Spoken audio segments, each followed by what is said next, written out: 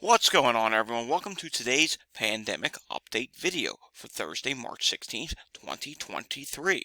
Starting off today, we do have a story to bring to you out of Monmouth and Ocean Counties, New Jersey. That's at the New Jersey shore. Over half of their nursing homes have COVID outbreaks. Most staff are unboosted. This is just totally appalling. They should all be boosted at this point. But here you go. About 55% of long-term care facilities in Monmouth and Ocean counties have an outbreak defined as at least one resident in the last 28 days. COVID appears less deadly now, with 3% of residents diagnosed with it dying compared to 12.4% earlier. But you know what? Even though the headline says that, we still have long COVID, and it's still a very unpleasant experience. Who wants to get sick? So this shouldn't be happening. Also, there is this in the key points. While federal mandates required workers to get the initial vaccine, they have not been put in place for the booster shot. So, yeah, this is totally concerning.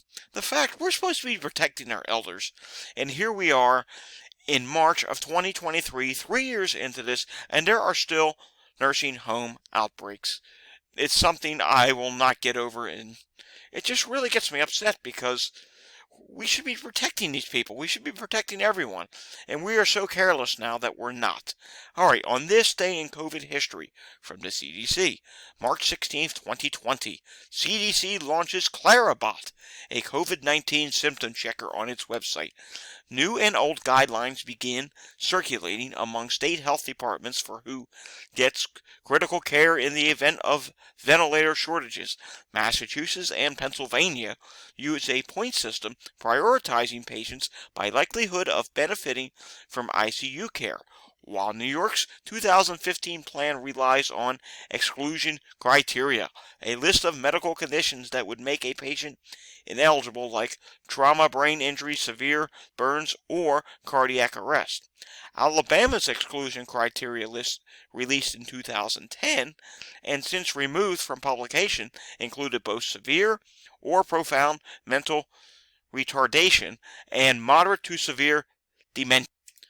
Taking a look at today's wastewater data, and you will see in today's recent data that we still have moderate transmission in Maine, with one high transmission area in Downeast, Maine. New York State has high transmission in the western portion of the state, but moderate to low transmission in the rest of the state. Let's take a look at Massachusetts real quickly. Let's zoom in on it. We want to see what's going on there. Ever so slight rise in Middlesex County. You notice it's been flat, but look here closely. It's slightly starting to rise. Also, let's go to another site in Massachusetts. Here's Worcester. This one was dropping, then it leveled off, and now it's completely flat, so we have to watch to see if that starts rising. There's a reason why we're looking at this. And let's do one more. Here's Bristol County, Massachusetts, and this one's still dropping, so that's some good news. But there's a reason why we're looking at that, and we'll get to that when we get to today's Walgreens update. Taking a look here in Monroe County, Pennsylvania, still rising there, but I think at this point that data is pretty well outdated because it's been showing that for week after week after week. And probably some of these sites in Ohio at this point, I think they're outdated as well, because we've been seeing it show moderate for a long time. Let's click on some of them. Here's one that's coming up as moderate, but it's showing up that it is dropping. Good that it's dropping, but I wish it would get down to low levels. Here's one in Dent County in Missouri that is rapidly rising. It's a small wastewater site. Nebraska, we still have high wastewater transmission problems there. We have the new ones that are popping up now in portions of Colorado. Some of them are legitimate, some of them are not. This one is dropping after it did rise somewhat. Let's go to one more there and see what's happening. And this one here, Adams County, 21,429 people at this watershed. Again, coming up high, but it's already showing signs of dropping. So I guess that's some good news, but we'd like to get it below high levels and at least get it down to moderate, if not low levels. One last spot we want to take a look at today on the wastewater, and that is Los Angeles, California. This is a huge wastewater facility site. 3.5 million people in this site. It has been coming up at moderate levels and still is, but it's starting to drop now. So this is some good news. After a rise, it is starting to drop. Hopefully that holds place. Taking a look here at the latest community transmission map, 1,129 counties are in high transmission, 726 are in substantial transmission, 986 are in moderate transmission, and 381 counties are in low transmission. Varying proportion. This will update tomorrow, but the current number is 89.5%. BQ 1.1 is 4.7%. XBB is 2.1%. XBB 1.5.1 is 1.6%. And BQ 0.1 is at 1%. Very interesting to see where 1.5.1 goes tomorrow. Or do we get another XBB subvariant? It's possible we may see another one enter the picture.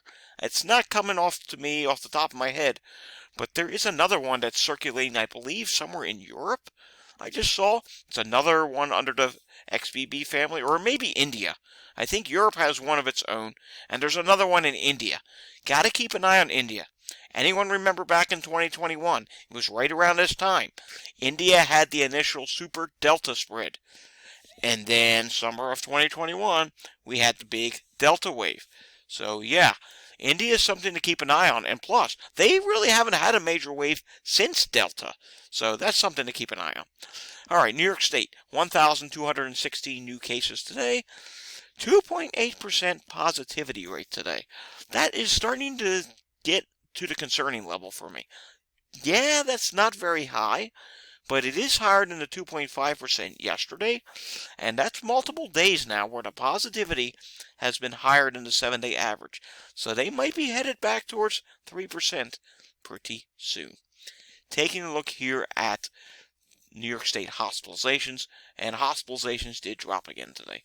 1,350 people in the hospital, 158 people in the ICU. Taking a look at Texas, 5,864 new cases this week, 7,133 probable cases in the past week, 87 deaths in the past week. Their state reported positivity is 8.57%. In the hospital, they currently have 1,405 people. Taking a look at the latest update from BNO, 62,205 cases added yesterday. States reporting 24 out of 50. In the hospital, 22,687. That's up by 149. In the ICU, 2,995. That's up by 57.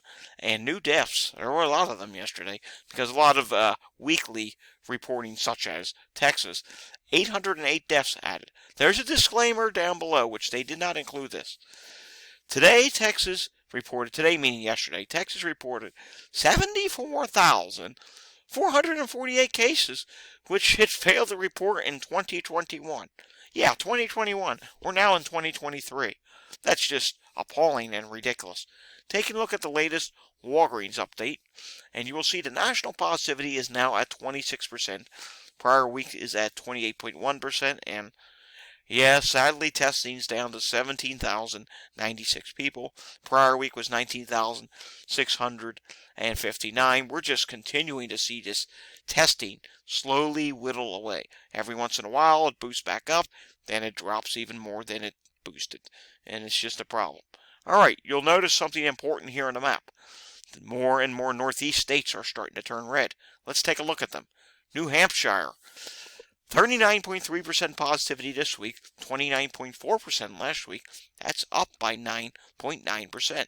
Massachusetts, remember I said there was a reason why I was checking wastewater in Massachusetts and that we would get to it at Walgreens? Well, look at Massachusetts. It's bright red on the map now. 28.8% positivity this week, 23.1% last week. That's up 5.7%. Testing's only down by 9, so can't really blame the testing. And again, St. Patrick's Day themed events are probably going on in the Boston area because it's a big time area to celebrate that. And here you go. This positivity will probably continue to rise, or at least I would suspect it does, as we go through the weekend, because St. Patrick's Day weekend is huge time for drinking. Taking a look at Rhode Island. Rhode Island positivity, that has just really shot up here. 28.2% this week, 17.8% last week. Difference of up 10.5%. Current week's testing, 85. Last week, 90. It only dropped by 5. And that didn't do much to it. I mean, that's not enough to justify a 10.5% rise. New York State is starting to rise on the Walgreens, like we saw on the New York State positivity map. And look here, 30.1% this week, 28.5% last week, difference of 1.6%. How about Pennsylvania?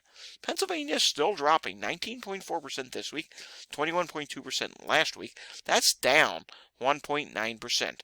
How about Michigan? We haven't looked at Michigan in a while. But Michigan is starting to rise. 33.2% this week, 29.4% last week. That's up by 3.8%. Oklahoma is also starting to rise now. 27.5% this week, 24.8% last week. That's a difference of up 2.7%.